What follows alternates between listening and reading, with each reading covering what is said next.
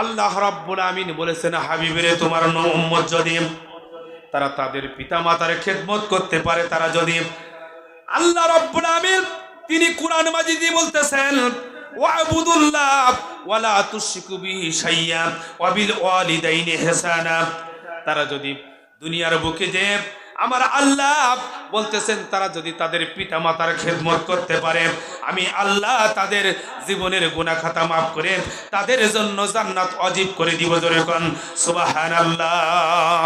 তাদের জন্য আমি আল্লাহ জান্নাত ওয়াজিব করে দিব। আজকের সমাজে দেখবেন যে আমরা অনেক মানুষ আছি, তারা কিন্তু নিজেদের পিতা মাতাকে খেদমত করতে চায় না। বলে চাই, তারা কোশ্চিন কালেও চায় না। তার সব সময় চায় যে পিতা মাতা যখন বয়স বৃদ্ধ হয়ে যায় তখন যেন সংসারের আরো বোঝা হয়। এরকম আছে না? বলেন হাক্কুল্লাহ হাক্কুল ইবাদ। আল্লাহর নবী বিশ্বনবী বলেন যে বান্দার হক যদি কেউ ফাঁকি দেয়, যদি কেউ পিতা মাতার হক নষ্ট করে, সে যদি বড় আলেম, বড় মাওলানা সাহেব, বড় ইমাম সাহেব যাই হন না কেন, আপনি লিখে রাখেন আপনি জাহান্নামী। হাদিস আল-দায়ুসু লা ইয়াদখুলুল জান্নাহ। ও দাউস, ও কোনোদিনও আল্লাহর জান্নাতের গন্ধ পাবে না। জোরে কোন নাউযুবিল্লাহ। কারণ মাতা পিতা হলো জাহিরি খুদা। আমার রাসূলের কাছে একজন সাহাবী এসে বলতেছেন, হুজুর আমার মা মেরেছে তাই আমি কাঁদতেছি। হুজুর বলতেছেন যে তুমি তোমার মায়ের বিরুদ্ধে নালিশ করতে এসেছো, আমি নবী আমার কিচ্ছু করার নাই। জোরে বলুন ঠিক কি না? এজন্য আমার বন্ধুগণ, আজকের সমাজে দেখবেন কত মানুষ আমরা কিন্তু নিজেদের আপন মা আপন বাপকে আমরা কিন্তু খেদমত করতে চাই না। সম্মানিত ভাইরা আমার, তাহলে যদি আমরা এইটা চাই, তাহলে কিন্তু আপনার আমার কোনো ইবাদত, কোনো নামাজ, কোনো রোজা আল্লাহর দরবারে কবুল হবে না। কিছু কোন ইবাদতই আল্লাহর দরবারে কবুল হবে না। সম্মানিত ভাইরা আমার, হযরতে মূসা নবী যখন আল্লাহর কাছে তুর পাহাড়ে যাচ্ছেন আল্লাহর সাথে সাক্ষাৎ করার জন্য, ভাইরা দেখেন যদি আপনি আপনার পিতা মাতাকে খেদমত করতে পারেন, আল্লাহ রাব্বুল আমিন আপনাকে কি উপকার করবেন। আমার বন্ধুগণ, হযরতে মূসা নবী তিনি আল্লাহর কাছে বলতেছেন, রব্বুল আলামিন আমি তো এই দুনিয়ার বুকে সবচেয়ে মর্যাদাবান এবং সবচেয়ে বড় নবী, আমার মতো জ্ঞানী, আমার মতো মর্যাদাবান তো দ্বিতীয় আর কেউ নাই। ও রব্বুল আলামিন, আমি কার সাথে জান্নাতে যাব, আমি কার সাথে জান্নাতে যেতে পারি, আল্লাহ আমি তোমার কাছ থেকে একটু জানতে চাই। আমার ভাইরা, সম্মানিত বন্ধুগণ, যখন বললেন আল্লাহ রাব্বুল আমিন বললেন, মূসা রে তুই জেনে রেখে দে, অমুক শহরে অমুক এক কসাই গোস্ত কেটে বেচে, ওই ব্যক্তির সাথে তুই জান্নাতে যাবি। একবার জোরে কোন সুবহানাল্লাহ। বলতেছেন যে হাদিসের কথা যে রাসূল আল্লাহর নবী হযরতে মূসা আল্লাহর কাছে বলতেছেন, আল্লাহ আমি কার সাথে জান্নাতে যাব। তিনি যেহেতু বড় মর্যাদা, যেহেতু তিনি একজন আল্লাহর নবী, মহাগ্রন্থ আল কোরআনের সবচেয়ে বেশি যে নবীর নাম, তার নাম হলো হযরতে মূসা আলাইহিস সালাম। জোরে কোন সুবহানাল্লাহ। এই নবী বলতেছেন যে আল্লাহ আমার মতো মর্যাদাবান তো পৃথিবীতে আর কেউ নাই, আমি কার সাথে জান্নাতের ভিতরে থাকবো, এক কামরায় থাকবো, আল্লাহ আমি একটু তোমার কাছ থেকে জানতে চাই।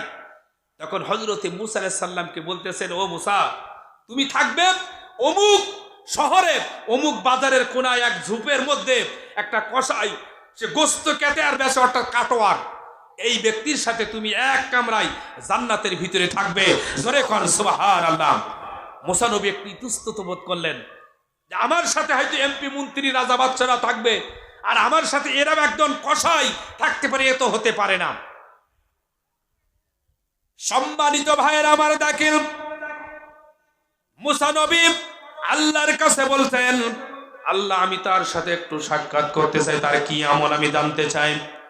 একজন নবীর সাথে কিভাবে সে জান্নাতি হতে পারে। আমার ভাইয়েরা, সম্মানিত বাবাজি ভাইয়েরা, দেখেন ও মা বোনেরা, যারা শ্বশুর শাশুড়ির খেদমত করতে চান না, ও যুবক ভাইয়েরা যারা মাতা পিতাকে খেদমত করতে চান না, আমার আল্লাহ বলেন তুমি যদি মাতা পিতার খেদমত করতে পারো, আমার আল্লাহ তোমাকে বিনা হিসাবে জান্নাতি করে দিবেন। একবার জোরে কোন সুবহানাল্লাহ। সম্মানিত ভাইয়েরা আমার, দেখেন হযরতে মূসা নবী চলে গেলেন ওই শহরে। তিনি খুঁজতেছেন, দেখলেন এক ঝোপের ভিতরে একটা একটা কসাই, সে গোস্ত কাটতেছেন, বেচতেছেন এবং কিছু অংশ তার থলির ভিতরে রাখতেছেন। এমন সময় আমার বন্ধু দূর থেকে দেখতেছেন, কিছু সময় চলে গেল, এক পর্যায়ে তার বেচা কেনা শেষ হয়ে গেল। সে বাড়ির দিকে রওনা দিলেন, তার থলি বুলা ব্যবসা বাণিজ্য গোটায় বাড়ির দিকে রওনা দিলেন। হযরতে মুসা নবী তার পাশ দৌড়াইতেছেন। দৌড়াইতে দৌড়াইতে দেখতেছেন ওই ব্যক্তিটি একটা ছোট্ট কুঠিরের ভিতরে ঢুকলেন। কুঠিরের ভিতরে ঢুকে তিনি দেখতেছেন তার খাটের উপর থেকে একজন মানুষকে, একটা বুড়ি মা, হাঁটতে পারে না, চলতে পারে না, দেখতে পায় না।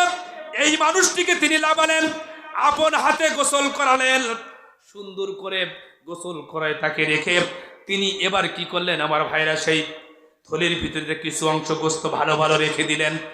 ওই গোস্ত তিনি আপন হাতে রান্না করলেন এবং রান্না করে ওই বুড়িমাকে হাতের পরে নিয়ে গালে দেয়। ওই বুড়িমা আল্লাহর কাছে দোয়া করে, রব্বুল আলামিন তুমি আমার এই সন্তানকে যমুনার পয়গম্বর হযরতে মুসার সাথে জান্নাতি করে দিও, জোরে কোন সুবহানাল্লাহ। আল্লাহ তুমি আমার এই সন্তানকে হযরতে যমুনার পয়গম্বর আমাদের নবী হযরতে মুসা আলাইহিস সালামের সাথে তুমি জান্নাতি করো। সম্মানিত ভাইরা আমার, হযরতে ওই ব্যক্তি, ওই কাটোয়ার বলতেছেন, মা তুমি এমন দোয়া করো যা কোনোদিন সম্ভব না। যমুনার নবী কলে আর আমি কলে, আমি একটা সামান্য কাটোয়ার, গোস্ত বিক্রি করি, আর সে মুসা যমুনার সবচেয়ে বড় পয়গম্বর, তার সাথে আল্লাহ আমার জান্নাতের কি কথা বলো।